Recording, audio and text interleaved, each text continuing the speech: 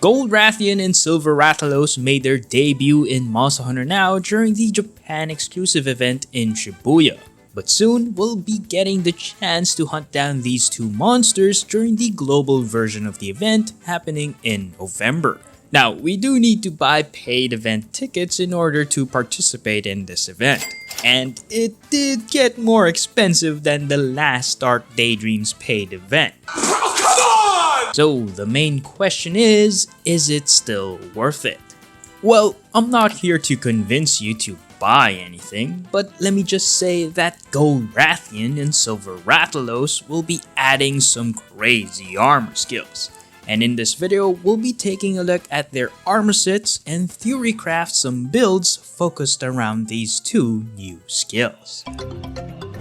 Unfortunately, I couldn't get any copies of the official in-game screenshots of the armor pieces. So for now, we will be abusing mhn.quest. So thank you, Sammy, for this wonderful resource.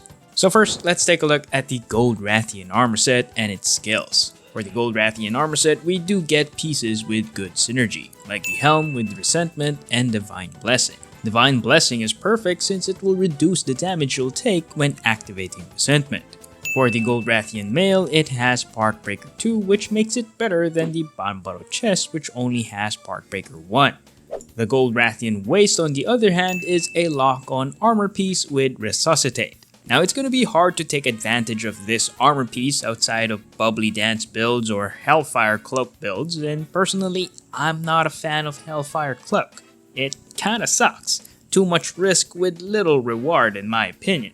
That's why I think the Black Diablo's waist with Heroics and Lock-On would still be better in most cases. But again, the true star of this armor set is the new Poison Exploit skill, which you get from the Gold Rathian Vambraces and Legs. This skill will greatly increase your damage against monsters that are poisoned. The key word here being damage and not attack power, so even your Gunlance shelling attacks will be buffed. Now, with armor pieces alone, you only get Poison Exploit level 3. It already gives you a pretty big 60% damage increase, but with Poison Exploit level 5, you get 100% damage increase. That's essentially double damage. But to get this, you'll also need to craft and upgrade Gold Rathian poison weapons to grade 8. These Gold Rathian weapons will be the best poison weapons in the game. It has crit, high raw, a big poison stat, and most of all, it has level 2 poison exploit. Just looking at this right now, you can already tell that it's gonna be a huge grind to upgrade all these pieces. Just be sure to avoid the Gold Rathian bow. It has dragon element instead of poison, so you don't want to make that mistake. Right now I'm planning to make a build around the Gold Rathian Gunlance, and from the top of my head, the build would look something like this, with Poison Exploit 5, Poison Attack 4, and Artillery level 2. The game plan for this build is to poison the monster right away using Worm Stakes and take advantage of the 11 seconds that the monster is poisoned to deal a ton of damage using Poison Exploit and Artillery. The poor monster will be suffering from poison tick damage and buffed up shelling damage. Full bursting will be so much fun with this build. Now, we are using poison attack skills to inflict poison fast since there's a conflict with the Gold Rathian Vambraces and the Tsitsiaku Vambraces that has Status Sneak level 2. Missing out on the Tsitsiaku Vambraces will make Status Sneak very hard to utilize. That's why I decided to focus on poison attack instead. Now, do take note that this is just a theory build, and we'll still have to test it out on the field once we get our hands on these pieces. Who knows, maybe we can swap out the Gold Rathian legs for the Basarius legs for more artillery. We will have to test it out to see which one will give us the most damage. Now this is all pretty exciting stuff. Gold Rathian is gonna buff poison status to the moon, while Silver Rathalos will be taking elemental builds to a whole new level. Silver Rathalos will be adding the new skill Critical Element that buffs your weapon's elemental attack power when landing critical hits. Critical hits already give you a 25% attack buff, and elemental attack skills give you more damage. And now, Critical Element will buff it even more.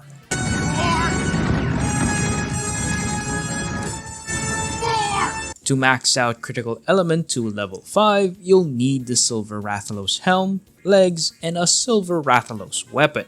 The Silver Rathalos weapon will give us the last 2 points of Critical Element that we need, and it has 30% affinity, which we badly need if we're going to activate Critical Element, since there are 2 things that we're going to need if we're going to take advantage of the Critical Element skill.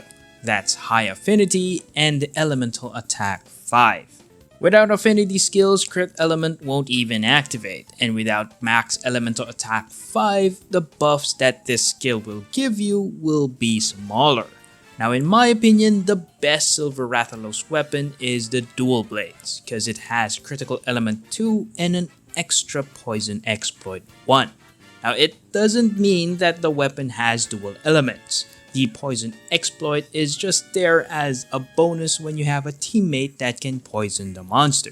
It does not have a poison status effect. The Dual Blades with its fast attacks can slice up the monster and activate critical skills and buff them with Critical Element, making it the perfect weapon for this playstyle.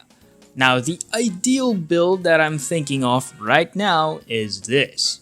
We will equip the Silver Rathalos helm and legs for Critical Element, the event exclusive mail with Lock On and Crit Eye, the Anjanath Vambraces, and the Basarios Waist for Fire Attack.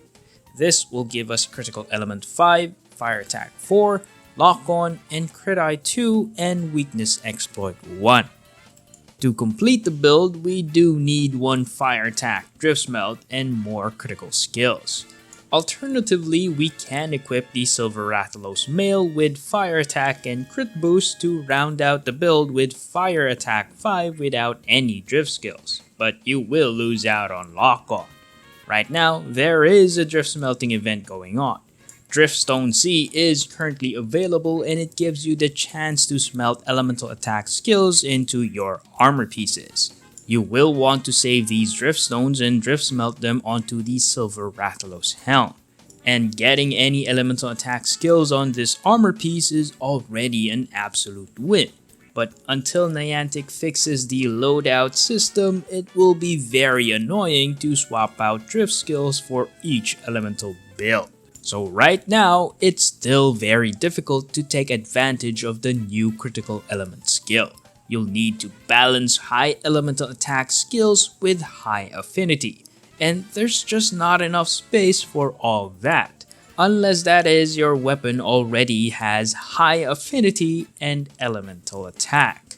So far, only the Mizutsune weapons and the Silver Rathalos weapons have that, and for the rest of the elements, we'll have to wait and see what kind of weapons the new monsters will be adding. So hopefully they'll have high affinity as well. But the question remains, is the global event ticket worth buying? Well, if any of these armor sets piqued your interest, then you don't want to miss out on this event.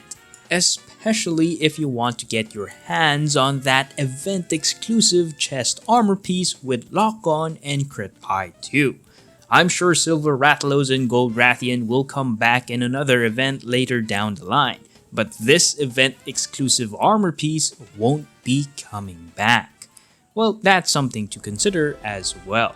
But aside from the gold and silver wyverns, there's another Elder Dragon that's making its debut during this event, and we'll take a look at its very awful armor skill in the next video. But that's it for now. I'll see you guys in the next one.